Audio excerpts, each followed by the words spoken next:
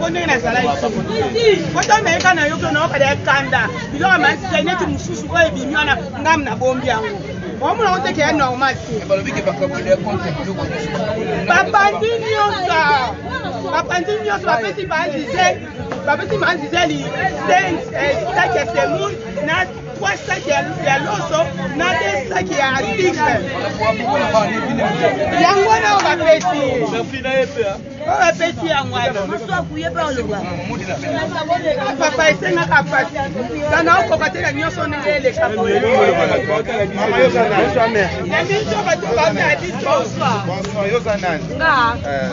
Dans mon quartier, dans nos enfants qui badadi, mais chose bizarre pour moi de lui être exalaté. Exalaté, ça que moi c'est, pas na parent, na pe moi c'est. Le bastel lié bien exalaté. Moi ça le mobile na yé. On va péter dans le monde, pendant une semaine on va péter dans.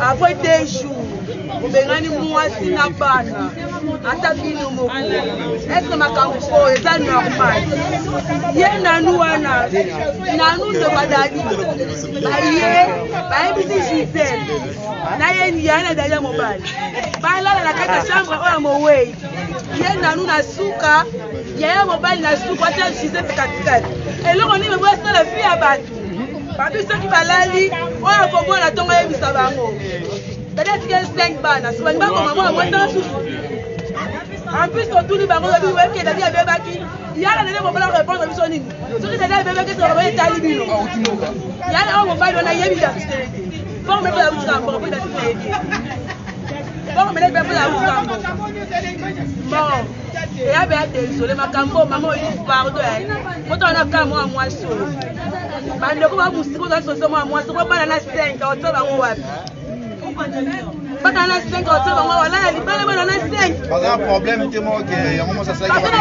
Il y a un moment là, il s'est boy. D'aller avec la base, il soit ça va se mi baler, là il n'a qu'à faire. On vous souhaite la baie zali. Là, elle n'a rien à dire, elle a Gisèle. Moi, il a été bon, il s'est comme ma carte, il a été ma carte. Moi, il a bien été, mais il y a une famille, il y a un lobby. Avec la personne à base mi baler, bon, on va garantir. C'est $1000 et tikalaki. Baba tika moi ça fait 5 mois, ay la mobile na ye. Bomba na wasa mabonga bayer wana. Ako bera le kwa ngwate. Tu vois comment ça va bera le kwa ngwate. Bomba ba zo ki ba zo ki matanga. Un petit problème technique. Voilà, nous avons connu un petit problème technique. Il fallait tout zonga pour que tout le bela dossier en haut. Bon. Pour ne pas prendre beaucoup de temps, na problème parce que madame Sou c'est vraiment important pour éviter un peu problème. Problème est aboué. L'organisation il y a obsèque qui a dadi di Kambala, ils ont qui organisé na niveau il y a famille restreint naie et puis particulièrement sa petite sœur Nanou di Kambala. Donc, quand vous dites que famille supplie, bon sangi sa famille sauté na mutumoko. Yemoko ayebi organisé matanga. Moi qui vous parle, je suis le cousin de Dadi di Kambala. Et na nenge babotami, moi je suis le moins âgé na bango. Et je pense que dans mes explications passées, j'ai eu à expliquer toutes ces choses.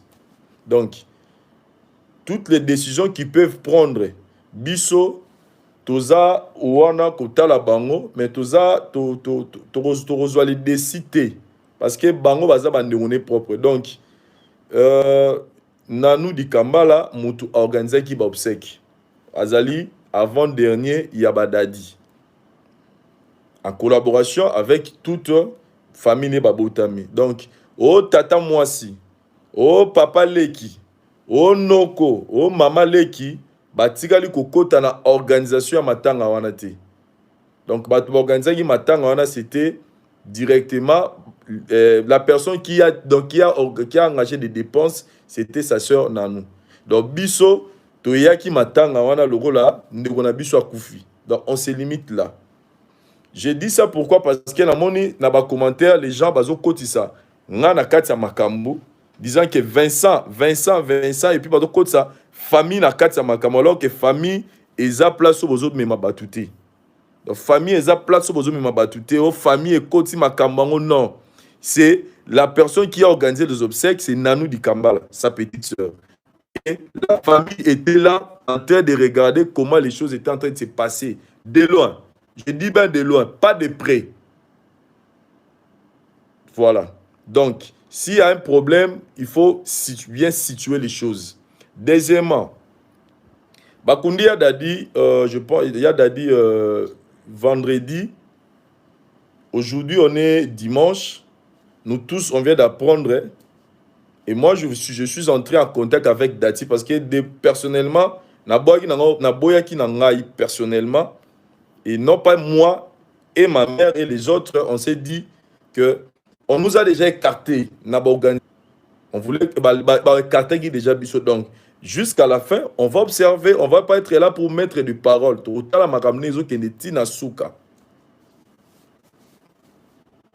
Et Basali va réunion à Bango, ce n'est qu'aujourd'hui, moi je viens de parler avec Dati pour qu'elle m'explique comment les choses se sont passées. La famille, je peux dire la famille biologique de Dadi, ont décidé, selon Dati, n'a expliqué nga Basali réunion, balobi fouté là.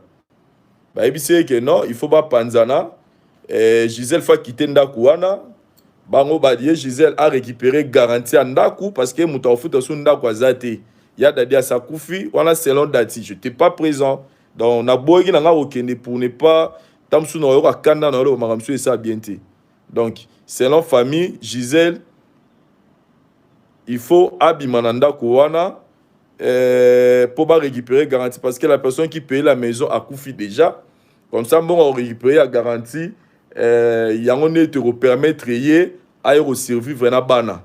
Donc au moment où je vous parle, Gisèle Abimi nanda kwa pose c'est la bonne garantie et Dati azana Dati pe azongi na quel côté ya maman na bango et voilà un peu. Donc ngai lo kana ngina isinga kana batu beaucoup tsanga na makambo te de lo na sengika na batu yango wana. De loin ou de près, je ne fais pas partie de tout ce qui se passe dans makambo oyezo le Canada kwa ya Dadi. De loin ou de près, je ne fais pas partie de makambo oyezo le kawana. Je suis d'abord contre toutes ces choses qui se passent là-bas. Je dois être sincère. Je suis contre les 15 000 maman langa, c'est lui qui a géré cet argent. C'est Nanou Di Kambala, sa petite sœur. Ninga na monata mbong, na monata billet mbong wanati. Ni moi, ni ma mère, ni notre famille. Mouta asimi mbong wana bane baneliti na suka c'est sa petite sœur. Donc famille te. Tant besoin ba famille, botiko lo ba famille te. Mouta simi mbong wana. Mouta sali ba dépense à matanga ya Dadi depuis akufa tina suka c'est Nanou Di Kambala sa petite sœur. La famille était très loin na organisation matanga o. Eza la famille à côté ya papa biso, eza la famille côté ya maman o ya boti bango. Mouta Poussani Azate Nanou a fait des choses de sa façon à organiser l'obsèque qui n'a n'engé naïe. Donc, il ne faut pas mélanger les gens dans Makambo. Donc, ne mélangeons pas les gens aux famille T. Vraiment, j'insiste sur ce point. Famille T. Mouta organiser ma tanga Oeza Nanou Di Kambala, sa petite sœur. Du début à la fin, je pense que Batbagi na mort, Batali Bamona qui est. Donc, Botika Rubimisa, famille. Botiko misalo ba famille pona kwa mbome ya Dadi bamboma qui ya Dadi ku fina cancer déjà état zalaki nango. Bon, je vais pas entrer de profondeur pour ça on va nous ça dans sous passe. Je suis pas là pour dire des détails mais on l'avait mbomé donc ba respecter chronomètre ya kwa mbomé. Mais moi j'insiste seulement sur un aspect très important dans tout ce qui va se dire na makambo ya Dadi. Moi, je ne fais pas partie de cette organisation matanga wanati. C'est lui qui a organisé les obsèques, qui s'appelle Nanou Di Kambala, sa petite sœur. Elle a organisé les obsèques, c'est elle qui avait l'argent, les 15 000 $ au Bapé Saki. Et ça, m'a beaucoup naïe. Et à la dernière information, on a dit que à ça, les dépenses sur 15 000. Donc 15 000 sont ici là qui n'a pas dépense, n'est pas celle dépense naïe. Donc toi, côté sabat mususu te, na makambo etali bangote. Makamba famille ezala makamo boye ba ko tcha mutu na makasi te. Nga Vincent batabala ya dadi, il faut pas pesanter. Moi je suis son cousin, je suis pas liné direct qui ya botami boyenga botami boyete. Donc tant que ba botami direct ba zuma kamwa mais ba lui ke bango ba sa makamba ya na bango nga la boya forcer te. Ni maman nanga, ni ba oncle nanga, ni soki ba côté pe ya maman na bango. Donc Tobi Misa, Batu, Namakambu, Oyo Etali Moudon. Si vous voulez poser des, si vous voulez avoir connaître, savoir plus, dans Etali 15 000, il faut poser la question à Nanou di Kambala, celui qui a géré cet argent, du début à la fin. Timbo Angwa Sili et Sili. Dans Etali Gisèle, je souligne bien que, selon explication à Dati, Gisèle, Baibisi Abimananda Kouana, parce que Mouton Fouta Sunda Kouana Zate, a récupéré garantie Luka Mouton Kotananda Kouana, pour que Bazoum Selaye Mbongwana. Donc voilà un peu. Donc Moutalié Mbongo Dadi Azate, Moutou Morote à côté na o azu à tête différente. Moi c'est pas pour faire l'orgueil, c'est pas pour faire le vantardisme, mais moi je fais partie à Batoyo, Barosunga, Badati, Julia, Balidor, Bategra. Moi je ne saurais jamais le voir souffrir. Donc biso pona ngande fona ngapona fona côté le boko na poche pona sunga bana wana. Et non rezoa 10 francs.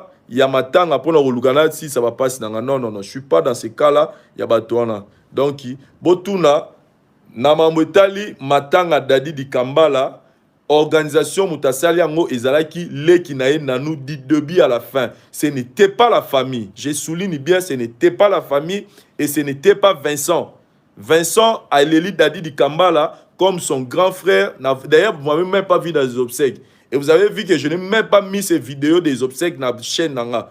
Je pense que c'était même un signal pour moi, pour vous comprendre que... Et puis je pense que pour mon obsèque ou anati, j'étais présent, mais je n'ai pas voulu être là pour que... Pour la relaxation, donc, Bobi Misa, famille na makambu, ya mbongo. Famille, ba yebi nenge mbongo dépasse à melete. Batu ba yebi nenge mbongo dépasse à meza muto asimagi mbongo nanou. Elle a fait les dépenses à yebi neni na sali ba dépenses na ye. Gisèle abimina ndaku ya dadi di Kambala teke ba bengani ete. Selon réunion ba sali na famille, moi je n'étais pas présent, Dati m'a expliqué ba sali réunion na famille, ba lobi que muta ofuta ndaku ana sakufi abimana ndaku comme ça mbongo ya garantie et bima pour permettre par des pères que mbongo ane si la pour azasu na mbongo ofuta ndaku te.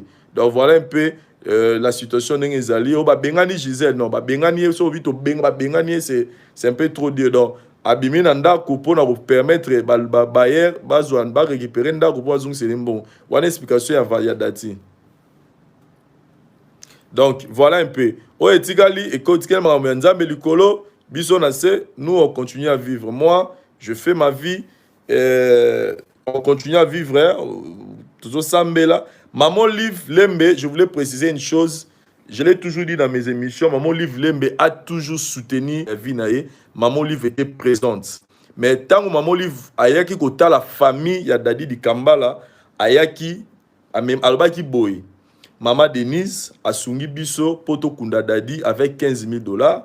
Et ye ayaki na biloko akolia pona kosunga batu pendant temps nyonso bavandi ya matanga soki 3 semaines pour bazanga biloko akolia te. Maman Olive a payé ça $25,000 te. Maman Olive a payé ça $40,000 te ne batu balobaka non. Le seul argent au ekota pona kosala bobsek ya Dadi di Kambala ezali bongo les $15,000 au maman Denise a payé ça. Et les 15,000 là, c'était géré par Nanou. C'était pas qu'il y avait déjà bazaki qui wana bazo surveiller te. Asali makamnae na ndenge na do botika ko fingi sa famille. Botika kufinga famille abadadi miyibi, famille abadadi bandoki. Mema pona ngai Vincent, biso no so famille to vandagi na musika to zotala ndenge baza ko organiser ba obsèque na musika. Donc na biso ko to ba wolola biso to na bilamba ba wolola biso alors qu'on est des innocents. Donc en tout cas Bobi Misa ba innocent famille baza innocent na makambo. Donc si vous avez des explications ba compte bloqué, compte bloqué, bon, en tout cas, les explications claires, c'est à Nanou du Kambala qu'il faut demander et non à la Gisèle. D'ailleurs, Bimela Bato va lembongo, ba gera gimbongo, bisote baba. D'ailleurs, Bimela Bato yo, ba gera gimbongo. bato ba gérer na bango mbongo te ba yebi na bango ne dépenses salami te ba yebi ndenge nini makambo ndenge ba futaki ba cercueil ndenge ba saki ba fin ba kino zo ba catafalque ndenge ba sombaki ba ndenge ba saki ba mabulu makambo tout wana dadi soka bimela bato wana ba repese be explication donc biso famille to yebi na biso loko te. Donc, je parle de moi y compris. Moi, je n'étais pas dans l'organisation parce que j'étais devenu... Bref, Vincent ne faisait pas partie de l'organisation de obsèques. Donc, surtout, il y a Bisso Congo, donc, il y a Bikaka. Donc, Babimisara Moutou Boete, ceux Babengiote, Babimisara Moutoute. Donc, Bolimbi, c'est la bande de Nyonso, que Vincent n'est qui présent. Il fallait Vincent à l'impliquer. J'avais cette envie-là. J'étais dévoué à apporter coup de pouce pour que Bob Sekwane à la nenge. Tout le monde a ba Pouloulou, tout le monde a ba Mindondo, tout le monde a ba Mundori. J'avais cette envie-là, mais quand on ne veut pas, comment on va forcer? On ne va pas forcer les gens. Donc, Nanou Dikamba, là, c'est sa petite soeur propre, l'avant-dernier. Donc voilà un peu, c'est elle qui gérait l'argent, c'est elle qui a géré les dépenses du début à la fin. Donc si vous avez des questions, il faut la poser, pas poser à Vincent. Ne traitez pas Vincent Mouyibi, ne traitez pas la famille Mouyibi, ne traitez pas ma famille Bandoki, alors qu'il y a quelqu'un, Oyoyo, à Zosalango. Donc voilà un peu ce que je voulais apporter. Gisèle a Bengani Gisèle était, mais ici Gisèle, selon Dengue Dati a expliqué ici Gisèle juste Kakaké a dégagé pour que Mndaku wana comme il y a des diazas sous-soutés à récupérer garantie wana de permettre voilà un peu. Pour le reste, en tout cas, poser des questions à Nandou Dikala, elle est mieux placée pour vous expliquer. Vincent, elle est 10 minutes alors qu'elle a tout bouffé, ça sert bien. Nayebi nangate neni basai ba dépense, nayebi l'autre côté. Donc, on a yébité pour notre cas, on a billet, on a été dans la yébi nangate. Moi, de mon côté, Dadi, je l'ai beaucoup aimé dans ma vie. Donc, je ne saurais pas voir Alidor, Tegra, Stéphanie, ou Messi, ou Dati souffrir, alors que va tout mettre sur place au Coca-Cola. Donc, Dieu, il est le père des orphelins. Donc moi, je suis un orphelin, je sais comment Dieu agit pour les orphelins. Donc je sais que ce Dieu-là ne va pas abandonner Dati, ne va pas abandonner Julia, ne va pas abandonner Stéphanie, ne va pas abandonner tous ses enfants. Donc voilà un peu. Numéro 1, Gisèle, je pense que je vais publier ça même. Je vais publier ça même demain. Mais il faut des autorisations d'ailleurs. Monica donc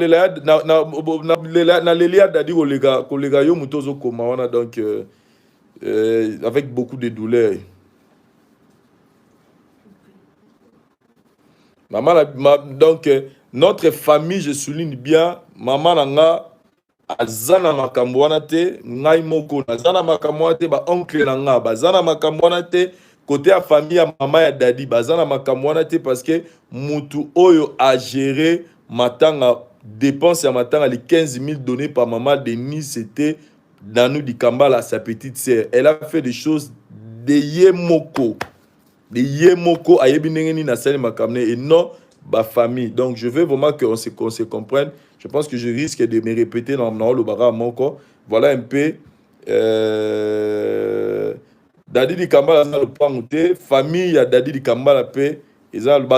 Papa, Dadi Atika, le pango. Na nyiri place bane umsu bavandaka et kuna kalme zalango donc mutaro ya dadi kutaza déjà bajara bato à sa vivane na ndenge na donc arrêtez de dire de n'importe quoi la mambo bo éviter mais la bande on a biso pas ba chroniqueur ya YouTube ne citez pas la haine na bato hein vous allez pour na inciter haine donc cherchez à avoir des informations claires.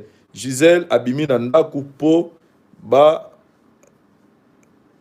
Gisèle abimi nanda pour ne selon Dati pour bazwa mbongo garantie tout ça. Pour l'argent, je dis bien, je ne connais rien la façon dont on a dépensé. Plus de Vincent dans cette histoire quand vous parlez des mbongo, comment les obsèques sont en train d'être organisées. Merci beaucoup, bye.